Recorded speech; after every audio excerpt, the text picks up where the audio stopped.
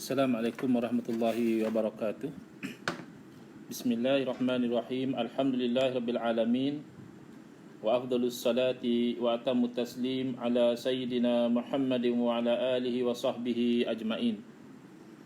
Rabbi shrah li sadri wa yassir li amri wahlul 'uqdatam min lisani yafqahu qawli.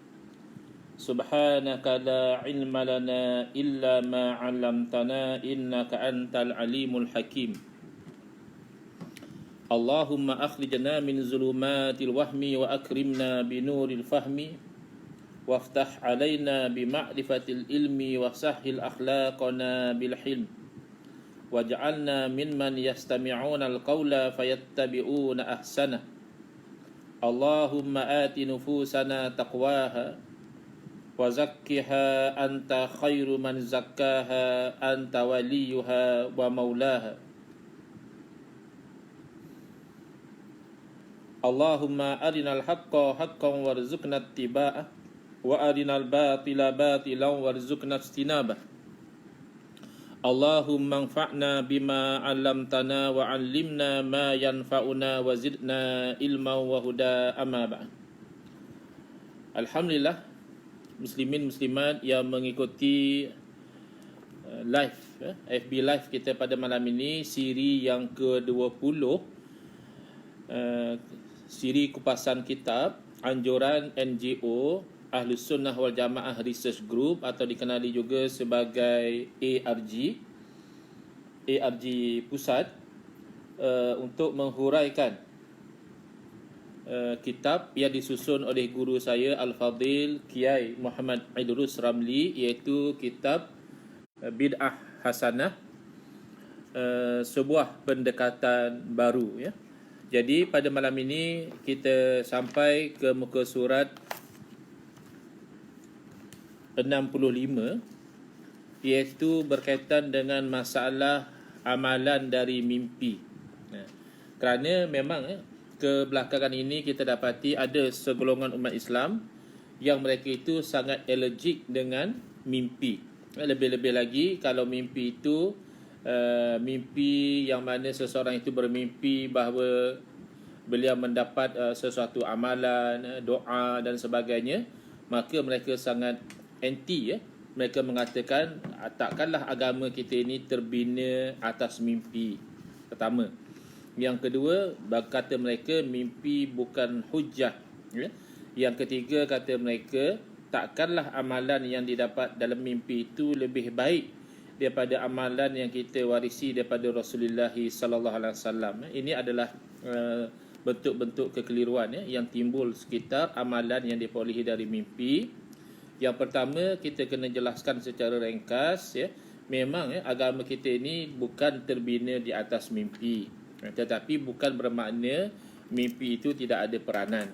Demikian juga yang kedua, kita katakan memang betul mimpi bukan hujah, dengan erti kata bukan sumber hukum, dan bahkan tidak boleh misalnya seseorang qadhi, seseorang hakim, dia membuat satu keputusan bahawa yang tertuduh bersalah. Kenapa? Kerana semalam saya tidur dan saya bermimpi, saya diberitahu memang yang tertuduh itu bersalah. Jadi oleh itulah saya membuat satu keputusan bahawa tertuduh itu bersalah. Tidak boleh begitu, bukan hujah, tapi ada peranan dia. Mimpi ini nanti kita akan lihat ada peranan dia.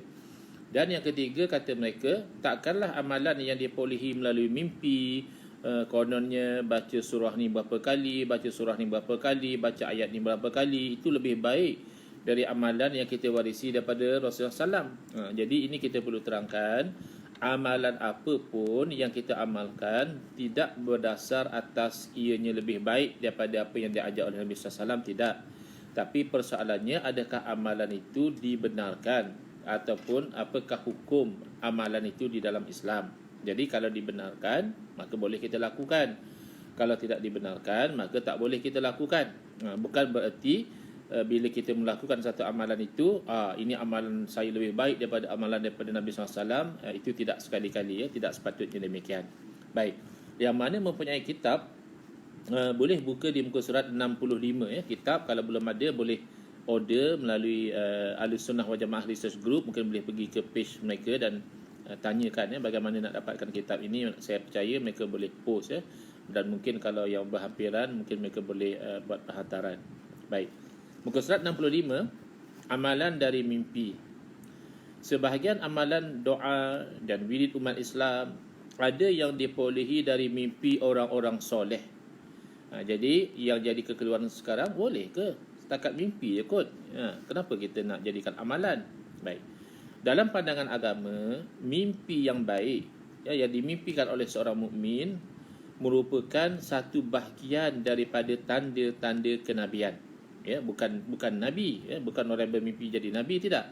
Tapi mimpi yang baik yang dimimpi oleh orang mukmin yang soleh itu adalah satu bahagian daripada tanda-tanda kenabian berdasarkan hadis Nabi SAW an Ubadah bin As-Samit radhiyallahu anhuma anin Nabi SAW qala ru'yal mu'mini juz'un min sittatin wa arba'ina juz'an minan nubuwah.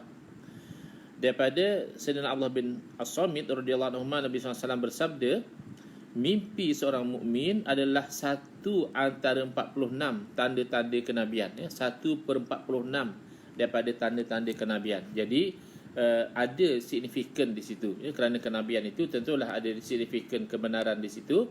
Tapi ini bukanlah sama seperti kenabian. Ia hanya satu daripada 46 an-nubuwah. Juz'an minan min sittat juz'un min sittatin wa arba'ina juz'an minan nubuwah. Kalau kita nak mudah bahasanya, 1/46 daripada kenabian. Apa maksud hadis tersebut? Maksud hadis tersebut adalah mimpi seorang mukmin merupakan satu bentuk informasi daripada Allah Subhanahu Wa Taala tentang datangnya suatu kebenaran. Kerana an-nubuwah itu sendiri kebenaran. Tetapi ini bukanlah peringkat an-nubuwah. Cuma 1/46 daripada an-nubuwah. Oleh kerana itu, kebaikan yang datang dalam mimpi seseorang mukmin seperti doa-doa yang mana dianjurkan supaya dia mengamalkan di alam nyata, maka itu adalah satu perkara yang boleh diamalkan sebagaimana dalam hadis berikut. Jadi bila orang itu beramal dengan amalan-amalan yang baik, doa-doa yang baik, apatah lagi amalan membaca ayat-ayat Al-Quran, membaca surah-surah tertentu dalam Al-Quran misalnya, itu adalah mengikut sunnah Nabi SAW. Sebab itu kita sebutkan dalam buku ini, antara lain tujuannya untuk menjelaskan kekeliruan amalan-amalan yang dipandang lekeh, yang dipandang secara sinis, yang diperli sebagai bid'ah yang sayyi'ah, bid'ah yang buruk oleh golongan Wahabi, sebenarnya merupakan sunnah. Jadi mereka beria-ria kata, kenapa kamu tak mau nak tinggalkan sunnah? Kenapa kamu sibuk dengan bid'ah hasanah dan sebagainya? Padahal yang kita katakan istilahkan sebagai bid'ah hasanah atau istilahkan sebagai bid'ah mahmudah, atau sebagian ulama tidak mahu istilahkan sebagai bid'ah langsung kerana bagi mereka sesuatu yang ada dalil tidak perlu dinamakan sebagai bid'ah walaupun perkara itu baharu. Hakikatnya itu mengikut pada sunnah Nabi SAW.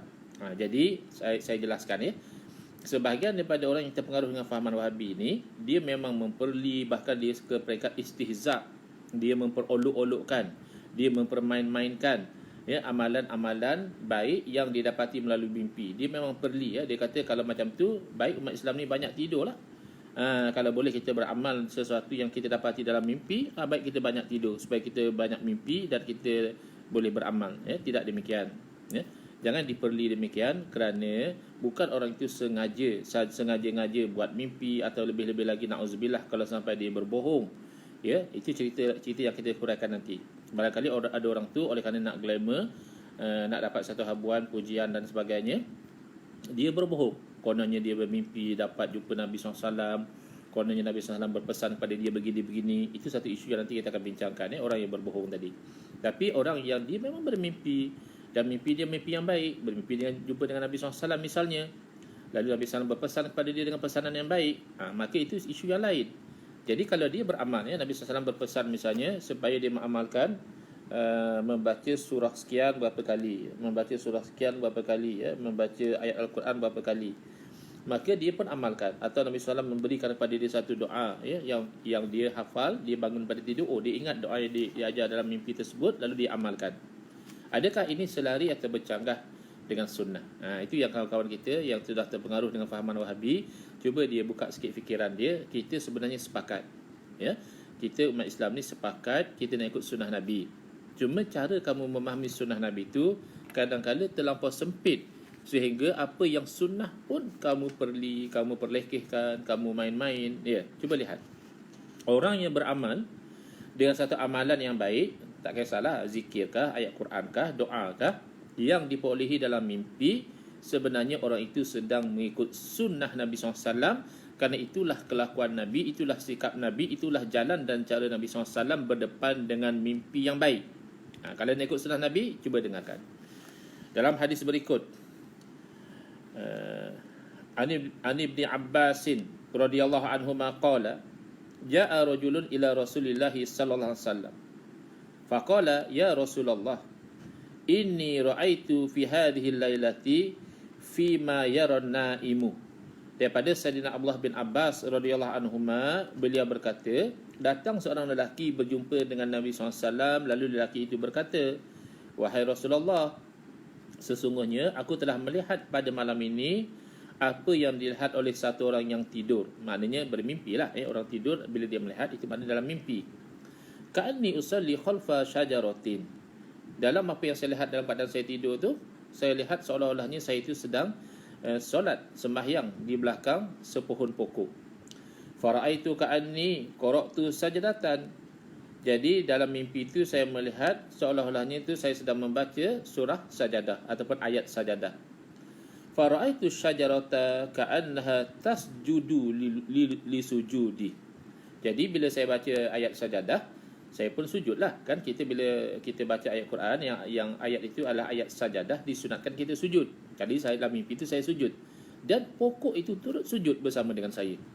Saya sembahyang di depan pokok. Ada pokok, saya sembahyang di situ. Di belakang pokok lah. Macam mana ya? Pokok duduk depan kita. Kita di belakang pokok. Jadi bila saya baca ayat sajadah, saya sujud. Saya dapati pokok itu bersujud. Oh, peliknya. Pelik apanya mimpi. Cerita lagi mimpi. Jangan nak minta kajian saintifik, boleh ke pokok rokok dan sebagainya. Tak perlulah. Ini mimpi. Fasami'tuha wa hiya sajidatun wa hiya taqul. Lalu saya mendengar pokok ini dalam keadaan sujud. Pokok itu bercakap. Wah, kelakarnya. Pokok boleh bercakap. Yalah mimpi. Apa yang nak heran? Lebih pada itu pun boleh. Ya. Jadi pokok itu bercakap. Wa hiya taqulu Allahumma aktub li indaka biha ajra. Pokok berdoa, ya Allah, tuliskanlah buatku di sisimu dengan sujud dulu tadi satu pahala. Waj'alha li indaka zukhra. Dan jadikanlah sujud itu bagi aku di sisimu satu simpanan. Zukhra ni satu macam kita dah ada saving dengan Allah Ta'ala di situ pahalanya. Wa da'anni biha wizra. Dan hilangkanlah daripadaku dengan sujud tadi itu satu dosa. Wa qbalha minni kama taqabbalta min abdika Daud. Dan engkau terimakanlah sujud itu daripadaku sebagaimana engkau telah terima daripada hamba-Mu Nabi Daud alaihissalam. Qala, ini point dia. Ini syahid daripada cerita ni. Bila lelaki itu cerita kepada Nabi SAW, Nabi dengar. Ini sikap Nabi SAW. Nabi tak perli. Nabi tak kata, kamu ni banyak tidur, kamu ni merapu, ini semua cerita mimpi. Ini nak sikap Nabi SAW. Berbeza sangat dengan sikap kawan-kawan yang terpengaruh dengan Wahabi. Oh, sensitif betul dia dengan mimpi. Dia pun mungkin tak perasan satu masa dahulu dia pernah balik dengan sebab dia mimpi. Dia jadi balik dengan sebab dia mimpi. Kemudian ini point daripada hadis ini yang berkaitan dengan apa yang kita nak ceritakan. Hadis ini hadis yang sahih, riwayat Imam Tirmizi, Imam An-Nasai, Imam Ibn Majah, dan juga disahihkan oleh Ibn Khuzaimah dan juga Ibn Hibban, rahmatullah alaihim ajma'in. Jadi ini point dia. Qala Ibn Abbasin fara'aitu Rasulullah sallallahu alaihi wasallam qara'a as-sajdata fasami'tu wa huwa sajidun yaqulu mislama qala ar-rajulu an kalami syajarah. Jadi satu masa, kata Sayyidina Ibn Abbas radhiyallahu anhu, aku lihat Nabi SAW membaca as-sajdah. Membaca surah sajadah ataupun ayat sajadah. Yang pentingnya ayatnya lah dalam surah sajadah tu, dalam surah tu ada ayatnya. Bila sampai di ayat itu, lalu Nabi SAW pun sujud. Dan aku telah mendengar baginda berdoa dalam keadaan baginda sujud sama seperti apa yang diceritakan oleh lelaki tersebut berkaitan dengan doa pokok dalam mimpi. Jadi kalau kita nak ikut sunnah Nabi SAW, ya, cuba buka fikiran, ya. Jangan kamu sangka hanya kamu yang nak ikut sunnah Nabi, lalu orang lain semua dipeli sebagai ahlul bid'ah, lalu disuruh tubuhkan persatuan ahlul bid'ah hasanah wal jamaah, ya, dan sebagainya. Kamu yang tidak faham sebenarnya. Dengan percakapan kamu itu, na'udzubillah, kamu sebenarnya mendedahkan kebodohan diri kamu sendiri. Bila kita ikut kepada mimpi, adakah nanti kita nak dinamakan ahlul ahlam wal jamaah misalnya? Nabi SAW suruh kita ikut sunnah. Yang kita ni pergi ikut mimpi. Jadi ustaz, saya ikut, ya, uslub orang yang suka mempermainkan istihza, ya. Sebab tu hati mereka keras. Sebab mereka bukan datang untuk belajar. Mereka dengar live ini bukan untuk belajar, untuk faham. Mereka dengar untuk perli ustaz Mengku. Untuk nanti dalam komen mereka perli, ya. Yang perli dalam Facebook saya, kata dia, kalau ustaz suka sangat bid'ah hasanah, ustaz tubuhkanlah satu NGO. NGO tu namanya Ahlul Bid'ah Hasanah wal Jamaah. Sebab orang Nabi suruh ikut sunnah. Ikut sunnah namanya Ahlus Sunnah wal Jamaah. Tapi ustaz suka bid'ah hasanah. Jadi ustaz adalah Ahlul Bid'ah Hasanah wal Jamaah. Itu pemikiran yang sangat tidak cerdik lah. Kerana bid'ah hasanah itu ulama istimbat daripada sunnah, daripada percakapan Nabi SAW, daripada perbuatan Nabi SAW, daripada kefahaman para sahabat. Jadi sebenarnya mengiktiraf ada perkara baru, itu namanya bid'ah. Yang tidak bercanggah dengan syarak, itu namanya hasanah. Itu sebenarnya ikut sunnah. Jadi sama juga, bila kita itu beramal dengan satu amalan yang kita perolehi dalam mimpi, baik mimpi kita sendiri ataupun mimpi orang lain, maka itu sebenarnya kita sedang mengikut sunnah. Jadi kalau orang yang bodoh, yang hatinya keras, yang fikirannya jumud, beku, dia akan perli kita. Dia kata kamu ni mengaku je Ahlus Sunnah wal Jamaah. Tengok amalan kamu berdasarkan mimpi. Kamu sepatutnya buat satu NGO. Kamu namakan NGO kamu tu Ahlul Ahlam wal Jamaah. Ahli mimpi dan juga jamaah. Ini permainan perli daripada mereka. Padahal mereka tak perasan, ya. Beramal dengan amalan yang baik yang diperoleh Nabi oleh seseorang dalam mimpi adalah sunnah Nabi SAW. Ini bukan mimpi Nabi SAW sendiri. Karena ada orang kata, kalau Nabi mimpi, okeylah. Mimpi Nabi itu kan hujah. Okey, fine. Sekarang mimpi lelaki, orang biasa yang tidak maksum, tapi mimpi dia baik. Mimpi solat, Masya Allah, Tabarakallah. Mimpi baca ayat sajadah, lagi mimpi sujud, lagi mimpi pokok yang turut sujud bersama dengan dia, membaca satu doa yang maknanya sangat baik. Nabi SAW, baginda orang yang diutuskan untuk memahamkan umat dengan hukum hakam, dengan syariat. Baginda dengan tingkah laku baginda menjadi sumber hukum. Nabi beramal dengan doa yang diperolehi dalam mimpi lelaki tersebut, maka beramal dengan doa yang diperolehi dalam mimpi itu adalah sunnah Nabi SAW. Jadi mohon, ya, kawan-kawan kita yang sudah terpengaruh dengan virus Wahabi ini, cepat-cepatlah, ya, berobat, keluarkan virus Wahabi dari fikiran kamu, baru kamu boleh faham. Selagi virus tu ada dalam fikiran kamu hanya perasan kamu seorang yang ikut sunnah, orang lain semua ahlul bid'ah, ahlul ahlam, ahlul macam-macam lah yang kamu pelihkikan, capaliyun dan sebagainya, sedangkan kamu tidak melihat kepada sandaran mereka. Sandaran orang yang beramal dengan doa dan sebagainya yang diperolehi dalam mimpi, itu bersandar kepada perbuatan Nabi SAW sebagaimana yang telah diterangkan dalam hadis sahih yang kita baru jelaskan sebentar tadi. Dalam hadis di atas, Rasulullah SAW membaca doa yang dibaca oleh pohon. Bukan dibaca betul-betul oleh pohon, dibaca oleh pohon dalam mimpi yang diceritakan oleh sahabat tadi. Jadi hadis ini menunjukkan dengan jelas tentang anjuran melakukan kebaikan yang dihasilkan dari mimpi. Itu adalah sunnah Nabi SAW. Makanya berdasarkan hadis ini, bahkan kalau kita lihat awal lagi pun laungan azan, ya, sebagaimana yang kita laungkan sekarang ni, Allahu Akbar, Allahu Akbar, Allahu Akbar, Allahu Akbar, asyhadu an la ilaha illallah, asyhadu an la ilaha illallah, dan seterusnya. Itu sebenarnya lafaz yang diperolehi oleh sahabat dalam mimpi mereka. Tapi oleh kerana baik, ya, mimpi mereka itu, Nabi SAW memerintahkan supaya dilaungkan azan sedemikianlah daripada mimpi. Dan ini Nabi SAW sendiri mengamalkan doa yang diperolehi daripada mimpi orang lain. Jadi para ulama juga ikut sunnah Nabi, mereka itu mengamalkan doa-doa dan selawat-selawat yang didapatkan dari mimpi orang-orang yang soleh, seperti selawat munjiat misalnya didapati dalam mimpi orang yang soleh dan lain-lain. Jadi selesai ya huraian dalam kitab ini berkaitan dengan mimpi ya. Sebenarnya beramal dengan sesuatu yang baik, doakah, zikirkah, ayat Qurankah yang diperolehi dalam mimpi itu adalah sunnah Nabi SAW dan bukannya bid'ah ataupun satu bentuk benda yang bercanggah dengan syarak sebagaimana yang disangkakan oleh golongan Wahabi. Tidak.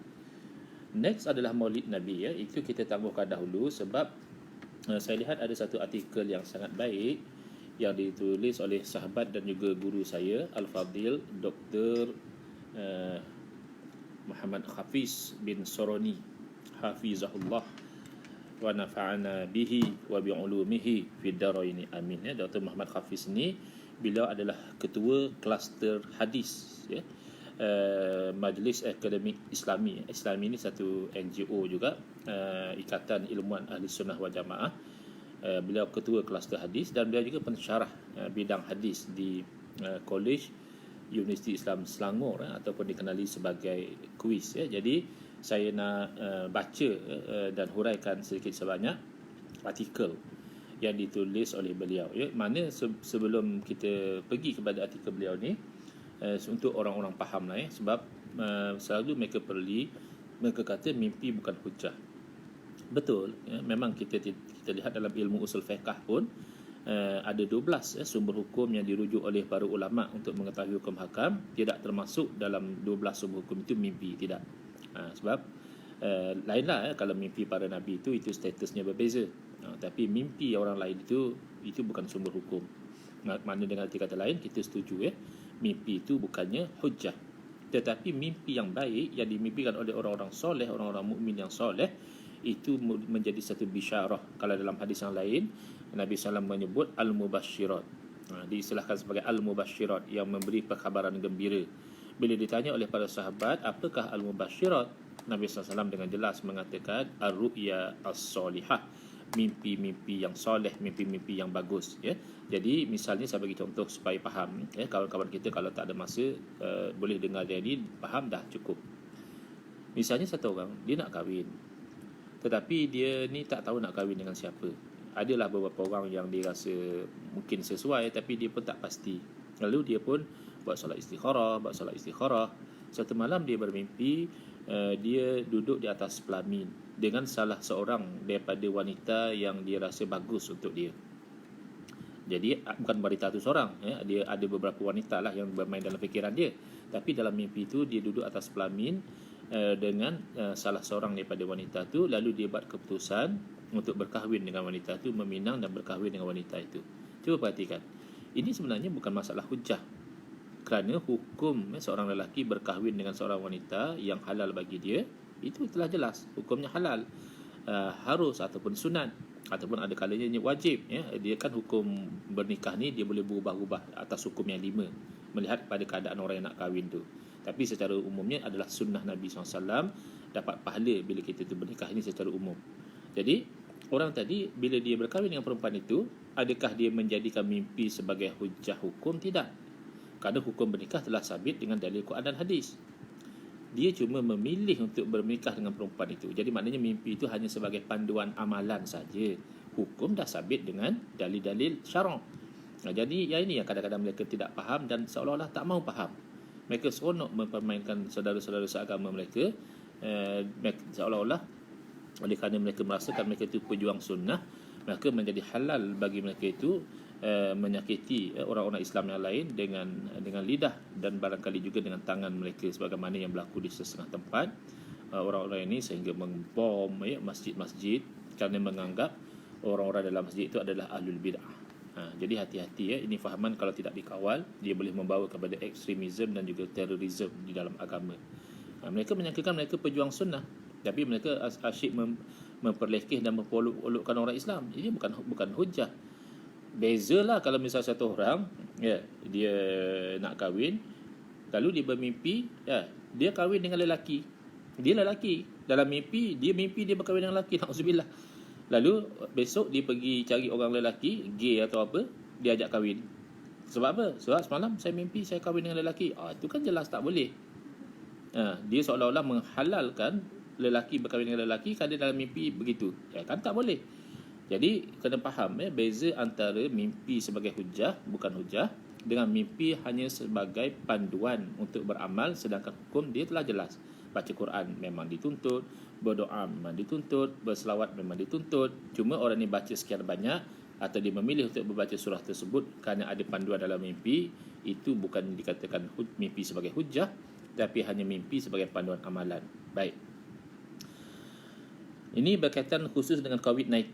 Kan ada orang bermimpi ada amalan tertentu untuk berdepan dengan COVID-19, atau mungkin ada rawatan tertentu untuk merawat COVID-19. Jadi kecohlah sekejap. Jadi Alhamdulillah Dr. Hafiz Syaroni timingnya bagus dan pengisiannya juga bagus. Kata beliau, isu COVID-19 ni perlu ada ilmu tentang mimpi.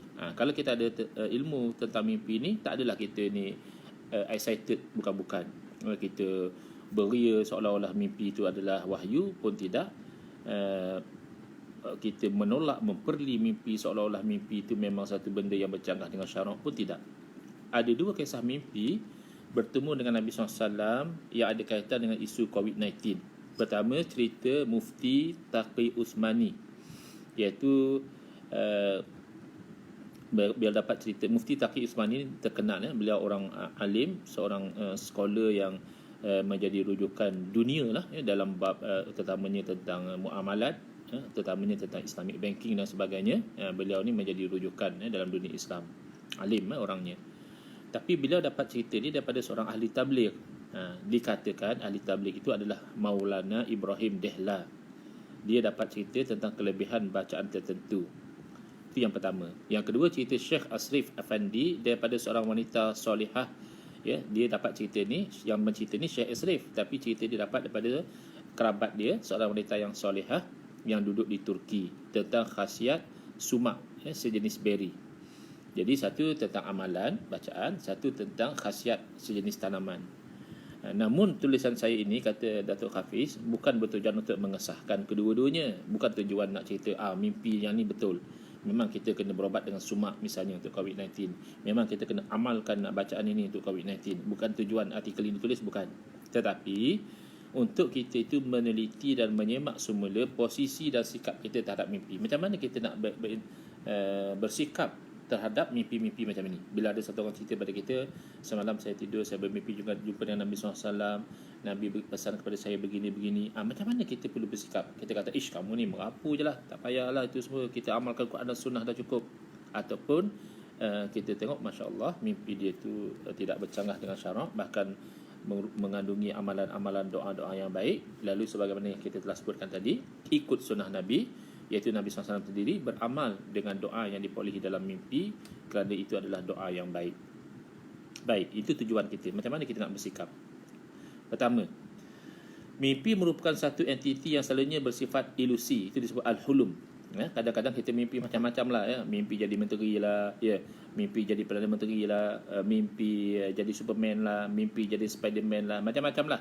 Dan ada yang imajinasi, orang yang misalnya nak mengamalkan poligami tapi tak berani dalam dunia realiti ni, tapi dalam mimpi dia sampai ada 4 isteri dalam mimpi dia. Imajinasi. Dan ada kalanya bersifat simbolik, relatif dan juga realistik. Ada mimpi yang ada kaitan dengan kehidupan kita.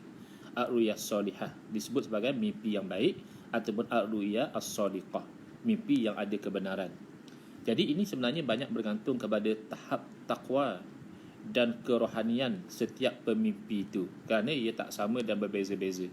Kita misalnya yang bergelumang dengan maksiat, yang jarang nak zikrullah, yang amalan kita ala qadar. Jadi biasanya mimpi kita tu mimpi yang tak apa-apalah, mimpi yang terdorong dengan apa yang kita selalu fikir. Kalau kita fikir tentang rumah, kita mimpi masuk rumah baru. Kalau kita mimpi tentang perempuan, kita mimpi berkahwin. Kalau kita mimpi tentang kerja, kita mimpi dapat jawatan besar misalnya. Kalau pemimpi itu tahap takwa dan kerohaniannya rendah, kadang-kadang mimpinya itu tak apa-apalah. Kalau mimpi pun tak pernah tak di label. Tetapi mimpi ada pelbagai. Sabda Nabi SAW, panduan Nabi SAW tentang jenis mimpi macam mana. ar-ru'ya salasun. Faru'ya as-salihati faru'ya as-salihatu busyra minallahi. Mimpi, kata Nabi SAW, ada 3. Ini hadis riwayat Imam Ahmad dan juga Imam Ibn Majah dengan sanad yang kuat. Mimpi, kata Nabi SAW, sabda Nabi SAW, ada 3. Pertama, mimpi yang solihah, mimpi yang bagus. Ini merupakan busyra minallah. Ini merupakan satu perkhabaran gembira daripada Allah Subhanahu Wa Taala. Kemudian yang kedua, ru'ya tahzinun minasyaitan. Yang kedua, mimpi yang menggusarkan daripada syaitan. Mimpi kena kejar dengan harimau lah, mimpi kena belit dengan ular lah, mimpi ada orang nak bunuh kita lah, macam-macam. Dan ru'ya mimma yuhaddithul mar'u nafsahu. Dan ada mimpi yang seseorang itu yang membisikkan kepada dirinya sendiri. Misalnya tadilah dia jatuh cinta dengan seorang perempuan, dia kata bestnya lah kalau dapat jadikan dia ni sebagai isteri. Ya Allah, bilalah nak dapat amal. Akhirnya mimpi perempuan tu jadi isteri dia. Itu boleh jadi. Apa pandangan daripada Nabi SAW? Fa in ra'a ahadukum ma yakrahu falyakum falyusalli wala yuhaddits bihan nas. Bila satu orang daripada kamu tu mimpi benda yang dia tak suka, mimpi kena bunuh lah, mimpi jatuh gaung lah, mimpi apa-apalah yang dia tak suka, maka apa yang perlu dia buat? Bangun, bangun, kemudian hendaklah dia solat. Maknanya apa? Berwuduk, solat, dan jangan cerita kat orang. Mimpi yang tak elok jangan kita cerita pada orang. Mana tahu kan kita cerita pada orang, orang tu takbir dengan benda-benda yang tak elok, jadi takdir Allah jadi pula benda yang tak elok tu. Jangan cerita kat orang lah. Ini hadis riwayat Imam Muslim. Yang lafaz pertama ni riwayat daripada Imam Muslim, hadis sahih, Imam Abu Daud dan juga Imam Tirmizi. Dan ini hadis yang sahih lah. Dalam riwayat yang lain, ini saya katakan riwayat Imam Ahmad dan juga Ibn Majah dengan sanad yang kuat tadi. Fa iza ra'a ahadukum ru'ya tu'jibuhu falyaqussuha insya'a. Apabila seorang daripada kamu bermimpi dengan mimpi yang menakjubkan dia, maknanya mimpi yang dia suka, maka ceritakan kepada orang kalau dia nak lah. Kalau tak nak cerita pun tak apa. Wa in ra'a syai'an yakrahuhu fala yaqussahu ala ahadin wal yakum yusalli. Tapi sebaliknya, kalau dia melihat satu mimpi yang dia benci, mimpi yang buruk, maka jangan dia cerita kepada satu orang pun. Hendaklah dia bangun daripada tidur dia tadi, dia tidur terjaga mimpi yang buruk. Kadang-kadang kita sampai berpeluh, sampai tercungap-cungap, mimpi yang tak elok, na'udzubillah, mimpi kena COVID-19 dan sebagainya, maka dia bangun dan dia solat. Jangan cerita pada orang. Baik, ini conclusion mimpi yang disebut dari segi amalannya secara ringkas. Kalau baik nak cerita pada orang, silakan. Kalau mimpi buruk, jangan cerita pada orang. Sebaliknya, kita bangun daripada tempat tidur tu dan kita melakukan solat. Baik. Yang ketiga, Nabi SAW mengkhabarkan bahawa mimpi yang soleh ini ada nilainya yang tersendiri dan bukan sekadar mainan tidur ataupun ilham syaitan. Ilham ni asalnya baik, maknanya bisikan syaitan. Kerana ilham ni asalnya daripada malaikat mulhim. Maksudnya syaitan juga kadang-kadang menyamar, kita sangkakan ilham, rupanya bisikan daripada syaitan. Iaitu daripada Sayyidina Abu Sa'id Al-Khudri radhiyallahu anhu, daripada Nabi SAW, bagi dia bersabda, ru'yal mu'mini juz'un min sittatin wa arba'ina juz'an minan nubuwah, akhrajahul Bukhari wa Muslim. Hadis sahih riwayat Imam Bukhari dan Imam Muslim, yang mana kita dah sebut dalam kitab Bid'ah Hasanah tadi. Mimpi orang mukmin itu adalah 1/46 daripada bahagian kenabian. Jadi mimpi yang soleh ini ada pelbagai bentuk. Ada kadanya dalam tidur tu dapat satu ilham yang satu simbolik, yang dibawakan kepadanya oleh malaikat yang diwakilkan dengan mimpi.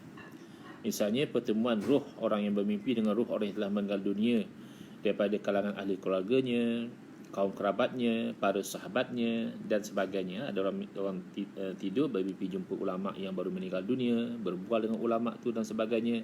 Ini boleh rujuk kepada kitab Ar-Ruh yang ditulis oleh Ibn Qayyim Al-Jauziyah rahimahullah, iaitu murid kepada Al-Imam Ibn Taymiyah. Ini bahasanya golongan Wahabi memang kagum dengan dua orang tokoh ulama silam.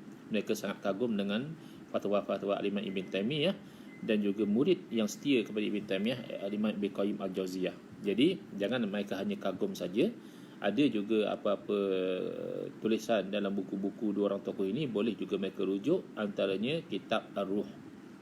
Kadang-kadang kita tengok kawan-kawan kita yang berfahaman Wahabi ini, mereka kagum dengan Al-Imam Ibn Taymiyah, mereka kagum dengan Al-Imam Ibn Qayyim Al-Jauziyah, tapi mereka tak ikut pun sebahagian daripada apa yang ditulis dan difatwakan oleh dua orang tokoh ini. Jadi diceritakan tadi. Baik, oleh kerana mimpi ini sesuatu yang agak subjektif, maka setengah orang mudah menggunakannya untuk kepentingan tertentu. Jadi ada orang dia salah guna. Sebab mimpi ni mana kita tahu, dia cerita dia mimpi. Takkan pertama belum tentu dia mimpi. Boleh jadi dia reka cerita. Yang kedua, kalaupun dia mimpi, belum tentu yang dia cerita itu tepat sebagaimana yang dia mimpikan. Ataupun belum tentu membawa makna sebagaimana yang dia bayangkan. Jadi subjektif. Bila subjektif ni ada orang salah guna. Oh, dulu kan ada orang yang kononnya mimpi macam ni, mimpi macam tu, padahal dia nak menarik sokongan daripada penyokong semata-mata. Jadi hati-hati. Tapi di satu pihak yang lain pula, yang satu ekstrim dan lagi satu, yang tadi ekstrim yang suka menyalahgunakan mimpi ni, konon mimpi macam ni, mimpi macam ni, mimpi jumpa Nabi, Nabi suruh dia buat macam ni, Nabi suruh macam ni, Dan satu ekstrim lagi pula yang mudah menolak apa sahaja yang datang daripada mimpi tanpa mengambil kira jenis dan sifatnya. Apa ni mimpi, mengarut-mengarut. Apa takkanlah agama kita ni ikut mimpi. Ini pula satu ekstrim pula. Jadi ada juga yang memakai kaedah asal sumbernya cerita bohong. Kalau kau dengar dia cerita mimpi awal, bohong. Kecuali dapat dipastikan sahih. Macam mana nak pastikan sahih mimpi? Kalau dia bercerita benda betul, kata dia semalam saya dapat maklumat macam ni, saya pergi attend mesyuarat macam ni, tu kita boleh check betul ke ada mesyuarat macam tu, kat mana kamu mesyuarat, dengan siapa kamu mesyuarat. Tapi kalau dah namanya mimpi, tu nak check macam mana? Jadi kalau macam tu asal mimpi, tolak je lah, sebab asal semua cerita tu bohong. Sedangkan kaedah yang lebih seimbang adalah asal semua cerita itu boleh jadi betul atau bohong. Ini maknanya yang lebih adil. Kalau kita anggap semua cerita betul pun tak boleh juga. Kerana banyak juga cerita yang bohong. Lebih lagi zaman sekarang ni banyak fake news. Baru ni bila kedatangan bulan Syakban pun ada yang menyebarkan kononnya hadis, siapa yang memberitahu tentang kedatangan bulan Syakban maka diampunkan dosa atau apa, saya tak ingat. Itu kan palsu. Jadi jangan kata berita hadis sudah jadi mudah disebarkan benda-benda palsu kononnya hadis. Kerana orang terima WhatsApp, dia ingatkan betul, dia forward. Fake news orang forward, fake video orang forward. Jadi yang adilnya adalah apa yang dapat pada kita tu boleh jadi betul, boleh jadi palsu. Jadi kita nak anggap bohong tak juga, nak anggap betul kena siasat dahulu. Kita nak check.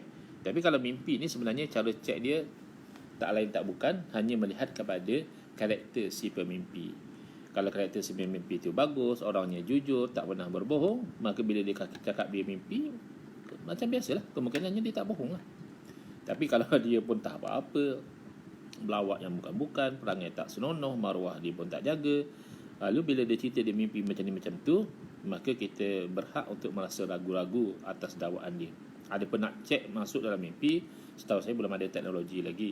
Kalau orang tu mendakwa semalam dia mimpi parlimen dibubarkan misalnya, macam mana nak cek dia mimpi ke tak mimpi? Kalau dia mimpi pun macam ni, kita nak cek ada kaitan dengan apa dan sebagainya. Jadi tanpa garis panduan yang jelas, kita akan mudah diperdaya dengan dakwaan-dakwaan si pemimpi. Itu satu keburukan. Apa orang cerita mimpi kita percaya. Mimpi nombor ekor, percaya. Mimpi macam-macam lah kita percaya. Atau sebaliknya, kita mendustakan apa saja mimpi, kita kata mengarut. Padahal boleh jadi itu mimpi yang soleh, mimpi yang bagus. Mana kita tengok dalam hadis tadi, Nabi SAW sendiri mengamalkan doa yang dipilih dalam mimpi. Sedangkan keduanya bukan petunjuk syarak yang betul. Syarak tak ajar kita macam tu. Semua orang dakwa mimpi kita percaya, bukan itu panduan syarak.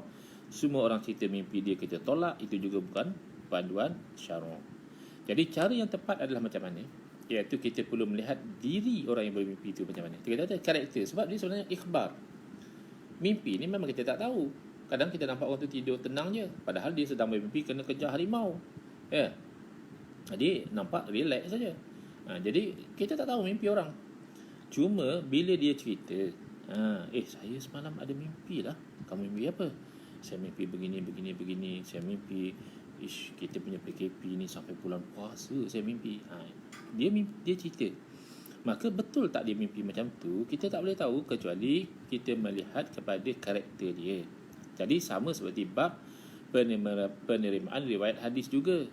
Dengan dalam riwayat hadis orang ni cerita bahawa dia dengar daripada si fulan, daripada si fulan, daripada si fulan, daripada sahabat Nabi, daripada Nabi SAW, bahawa Nabi SAW bersabda demikian. Jadi macam mana kita nak tahu? Sebab kita pun tidak orang yang menilai hadis pun dia tidak hidup di zaman Nabi SAW. Sehingga dia nak memastikan, nak tanya Nabi SAW betul ke bagi Rasulullah pernah bercakap macam ni, dia tak boleh. Maka apa yang dia buat adalah hanya melihat pada karakter perawi. Dia ni orangnya macam tak boleh dipercayai, banyak cakap pun berkontradik satu sama lain, banyak yang kisah lepas-lepas pun dia lupa orang cakap lain, dia cakap lain, ya. Jadi menyebabkan dia menilai hadis tu dengan penilaian yang rendah kualiti dia, atau dikatakan dhaif dan sebagainya. Atau lebih teruk lagi, kualitinya ni muttaham bil kazib, orang ni memang orang yang dianggap dia ni cakap bohong, maka riwayatnya dinilai palsu. Walaupun boleh jadi saja dia ketika dia bercakap itu betul, tapi kita menilai kepada karakter orang yang menyampaikan. Jadi itu maksudnya. Jadi bila dia cerita mimpi, of course kita tak tahu tak betul tak tidak apa yang dia cerita, tapi melihat kepada karakter dia, orangnya bagus, adil, tidak berbohong, cakap benda yang betul saja sebelum ini. So kemungkinan besar bila dia kata dia mimpi dan dia mimpi apa, maka betul. Tapi jika seorang yang tidak adil, rosak pula akidah dia, lagi fasik, jadi bagaimana kita nak terima riwayat dia? Jadi kalau dia cerita mimpi, yang jelas lagi kita ragu-ragu tak apa betul ke tidak. Jadi justru itu, jika ada orang yang tidak diketahui, apatah lagi orang ini tidak adil, fasik orangnya, rosak pula akidah dia, dia bendakwa berjumpa dengan Nabi SAW, dia bermimpi berjumpa dengan Nabi SAW, maka tidak perlu untuk kita percaya. Kerana melihat kepada, ini namanya hukum akli. Akal mengatakan orang yang selalu menipu, biasa menipu. Orang yang akidahnya rosak, biasa dia tidak segan untuk menipu. Orang yang fasik, ahli maksiat, biasa dia akan menipu. Jadi akal menghukumkan begitu. Walaupun dari segi kemungkinan, ada saja kemungkinan orang yang fasik itu dia bercakap benar, memang dia mimpi macam itu, tak nafikan. Tetapi kita ni menimbang pada zahir, melihat pada karakter dia, kita tidak percaya dengan mimpi dia. Dan boleh jadi dia menipu ataupun itu tipu daya syaitan dan sebagainya. Sebaliknya, jika mimpi yang diceritakan itu datang daripada orang yang soleh, ini yang cerita yang berlaku pada Mufti Taqi Usmani tadi. Dia menganggap orang yang menceritakan mimpi kepada dia itu orang yang soleh, orang yang ahli ibadah, orang yang takwa, orang yang alim, orang yang siqah, boleh dipercayai, orang yang amanah, dia tidak khianat. Maka sepatutnya tidak ada halangan lah untuk kita ambil sebagai pedoman, bukannya sebagai sumber hukum, tidak. Jadi Nabi SAW memberi panduan, wa asdaqukum ru'ya asdaqukum haditha. Orang yang paling benar mimpi dia ialah orang yang paling benar bicara dia. Hadis riwayat Imam Muslim dan lain-lain. Maknanya mimpi dia betul ke tak betul, tengok dia tu sendirilah. Dia ni jenis orang yang bercakap betul ke, cakap bohong ke? Kalau dia jenis orang yang memang bercakap betul, insya-Allah mimpi dia pun betul. Dan mimpi yang soleh juga merupakan mubasyirat, iaitu khabar-khabar gembira, seperti mana sabda Nabi SAW, lam yabqa minan nubuwati illa al-mubasyirat. Tidak lagi tersisa daripada kenabian melainkan mubasyirat. Mana mubasyirat ini seolahnya sisa-sisa kenabian, sebab dia mustasna, dikecualikan. Asalnya tidak ada sisa lagi kecuali mubasyirat. Mana mubasyirat ni adalah kesan-kesan kenabian. Qalu wa mal mubasyirat. Lalu para sahabat bertanya, wahai Rasulullah, mubasyirat tu apa dia? Qala, Nabi SAW menjawab, ar-ru'ya as-salihatu. Mubasyirat itu adalah mimpi-mimpi yang bagus. Rawahul Bukhari wa fi riwayatin li Muslim wa ghairihi. Nah, yang tadi lafaz dia dalam riwayat Imam Bukhari, riwayat Imam Muslim dan juga selain daripada beliau, innahu lam yabqa min mubasyiratin nubuwah illa ru'ya yarahal abdu salihu au tura lahu. Sesungguhnya tidak tersisa daripada perkhabaran gembira yang ada sifat nubuwah kecuali satu mimpi yang dimimpikan oleh seorang hamba yang soleh atau dimimpikan untuknya. Dua. Satu, dia sendiri bermimpi. Misalnya dia bermimpi berjumpa dengan Nabi SAW, melihat Nabi SAW, atau orang lain yang mimpikan untuk dia. Maknanya ada orang bermimpi melihat dia ni duduk di hadapan Nabi SAW, saya Nabi SAW itu misalnya memegang kepala dia. Bukan dia yang mimpi, orang lain cerita pada dia, Syekh, tak maaf Syekh, anak nak cerita satu benda lah ada hantar Syekh. Apa dia? Semalam anak mimpi, Masya Allah, hantar duduk di hadapan Nabi SAW, Nabi usap kepala hantar. Itu maksudnya turah lahu. Mimpi itu baik, tapi bukan dia sendiri mimpi, ya, orang lain yang bermimpi melihat dia, tapi dalam keadaan yang bagus. Jadi ini termasuk dalam mubasyirat, ya, ataupun dikatakan satu daripada 46 juzuk kenabian. Walaupun tak semua mimpi perlu diceritakan. Ada kalanya kita tak perlu bukan cerita, walaupun mimpi itu baik. Sebab Nabi SAW kata, kalau kamu nak, kamu boleh ceritakan. Kalau orang tu nak, dia boleh ceritakan. Maknanya kalau tak nak cerita pun tak apa. Lebih-lebih lagi kalau kita bimbang dengan kita menceritakan itu menjadi fitnah, menjadi sebab kita jadi riak misalnya, ataupun menyebabkan orang tak boleh faham, dan sebagainya, terpulang. Jadi tak semua mimpi perlu diceritakan. Namun konsep dia apa? Mimpi itu adalah amanah bagi orang yang menceritakan. Maknanya dia yang sendiri kena amanah. Kalau dia nak tokok tambah pun siapa tahu. Skrip dia. Siapa yang nak boleh cek mimpi dia. Tetapi itu amanah dia. Kalau dia nak cerita dengan seadanya. Inilah yang saya lihat dalam mimpi. Jangan nak ditokok tambah dan sebagainya. Kerana orang lain tiada alat untuk mentahqiq dan memastikan kebenarannya. Jadi justru itu, panjang lagi ke? Sikit lagi, ya. Justru itu, credibility pencerita amat mustahab diteliti. Jadi kawan-kawan kita, baik yang berfahaman Wahabi atau selainnya, dalam soal mimpi ni, kita tak payah nak bertelagah. Kita sependapat sebenarnya. Mimpi bukan hujah sumber hukum, tidak. Nak percaya atau tidak satu mimpi, itu kena lihat pada credibility orang yang bercerita tu. Kemudian mimpinya itu selari atau tidak dengan syarak. Macam tadilah saya katakan, kalau orang tu bermimpi bernikah dengan seorang perempuan, boleh jadikan sebagai panduan untuk pergi meminang wanita tu dan berkahwin dengan wanita tu. Tapi kalau dia lelaki, dia bermimpi kahwin dengan lelaki, tak boleh lah pula. Kan tu bercanggah dengan syarak. Pergi pula kahwin dengan lelaki. Kenapa kamu kahwin dengan lelaki? Oh, saya mimpi semalam saya kahwin dengan lelaki. Itu kan mengarut. Ataupun dan perlu ditakwil ataupun tidak. Ada kalanya mimpi ni lain, macam yang dalam surah Yusuf tu kan, Nabi Yusuf AS, bila ada waktu bermimpi ada burung makan daripada roti yang dibawa, tapi takwilnya lain, iaitu dia tu akan disalib. Apa kena-mengena salib dengan roti dimakan oleh burung. Kan ada kalanya mimpi itu perlu ditakbir oleh orang yang mahir, dan bahkan kadang-kala ditakbir dengan cara yang berbeza. Misalnya orang yang bermimpi azan, ada yang ditakbirkan sebagai dia akan pergi haji. Azin finnas bil hajj, iaitu kali jalan dan seterusnya. Dalam Quran ada sebut tentang seluruh manusia untuk pergi haji. Kamu mimpi azan, kamu akan pergi haji. Tapi ada satu orang yang bermimpi azan juga ditakbirkan dia ni akan dipotong tangan kerana mencuri. Fa'azzana muazzinun, apa tu yang dalam surah Yusuf juga tu, yang disuruhkan oleh seorang yang menyuruh bahawa ada di kalangan kamu ni mencuri. Padahal sama-sama mimpi azan, tapi orang yang pandai mentadbir mimpi, kan apa kena mengena azan dengan haji? Oh, ada kaitannya dengan ayat Quran yang menyebut tentang haji, wa azin finnas bil hajj. Dan ada yang ditakbirkan sebagai akan ditangkap kerana kesalahan mencuri dan dipotong tangan. Kenapa? Kerana ada juga dalam ayat Quran yang menyebutkan tentang wa azzana muazzinun, yang mana ada kaitan dengan mencuri. Jadi ada kalanya mimpi itu tidak sebagaimana yang zahir, ada makna yang lain. Namun walau bagaimanapun, tahap mimpi seorang Muslim itu, ia tetap mimpi, maka tidak dapat dijadikan sebagai hujah sumber hukum, ya, tidak. Kecuali yang boleh dijadikan hujah itu adalah mimpi para Nabi dan para Rasul alaihimussalatu wassalam. Jelasnya, mimpi boleh berfungsi sebagai satu medium fantasi atau medium rabbani. Sekadar mainan tidur pun boleh jadi, tapi sekadar satu mubasyirat, perkhabaran yang baik daripada Allah Subhanahu Taala juga boleh jadi. Malah ada kalanya bersifat misteri dan di luar jangkauan akal kita. Sepertinya misalnya orang non-Muslim, kita kata tadi, ni orang mukmin soleh dapat mimpi yang bagus. Ini orang kafir, tapi dia masuk Islam, kenapa? Dia mengucap dua kalimah syahadah, kenapa? kerana dia bermimpi, dia melihat misalnya satu orang lelaki berjubah putih mengajar dia mengucap misalnya, dia kafir, dia musyrik.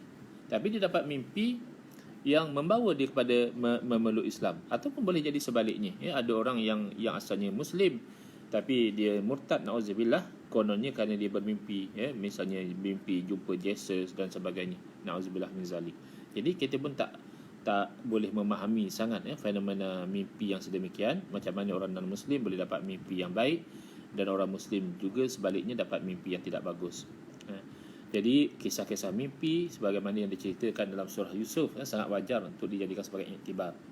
Jadi misalnya bila Raja Mesir pada masa itu bermimpi, minta supaya ditakbir oleh Nabi Yusuf AS mimpi beliau, Nabi Yusuf takbir, ceritakan, ini mimpi kamu menandakan 7 tahun ini akan subur, tanamannya banyak, jangan gunakan semua simpan, kan akan datang 7 tahun yang kemarau, yang tak ada hasil. Nabi Yusuf AS tak mengatakan, ini ada mimpi. Patutnya kalau nak dikatakan lebih aula lagi, kerana ini mimpi orang kafir. Masa tu kan pemerintah Mesir bukannya orang Islam. Jadi bayangkan kalau mimpi orang non-Muslim pun, bila ada orang yang pandai mentadbirkannya, boleh dijadikan sandaran tindakan. Kan yang bermimpi itu orang kafir. Tapi Nabi SAW pandai mentadbir mimpi. Daripada mimpi orang raja yang kafir itulah dijadikan sebagai strategi ekonomi, untuk bagaimana nak mentadbir ekonomi Mesir pada masa itu. Jadi nak kata mimpi itu bakul sampahkan begitu saja, panduan daripada Al-Quran tidak demikian. Boleh dijadikan panduan, bukanlah sebagai sumber hukum syariat, tidak. Ringkasnya, kita perlu ada ilmu tentang mimpi. Supaya apa? Supaya pertama, tidak mudah mempercayai apa saja yang didakwa oleh orang lain, kita terus percaya, tidak. Atau kita mudah menolak secara membabi buta apa saja yang disadarkan pada mimpi, terus kita mengarut. Jadi kita itu rasional dalam menimbang orang soleh, orangnya warak, dia mimpi pula suruh baca Quran, mimpi dengan doa yang bagus, boleh saja untuk kita amalkan. Bahkan Nabi SAW sendiri mengamalkan mimpi yang baik daripada orang lain. Maka bersikap rasional lah. Apabila kita membaca hadis ini, la taqumu sa'atu hatta tazharul fitanu wa yaksurul kazibu, tidak akan bangkit hari kiamat sehingga tersebarnya fitnah, maknanya kita pun tak tahu, berbalah sana sini, tak tahu siapa betul siapa salah, dan tersebarnya pendustaan. Jadi kita hidup di zaman yang semakin hampir dengan hari kiamat, dan oleh itu makin akan tersebar pendustaan. Maka kita perlu cermat. Cerita mimpi atau cerita lain, kita perlu cermat memastikan kebenarannya. Maka jangan lupa untuk kita membaca juga hadis ini, idza iqtarabaz zamanu lam takat takzibu ru'yal mu'minu.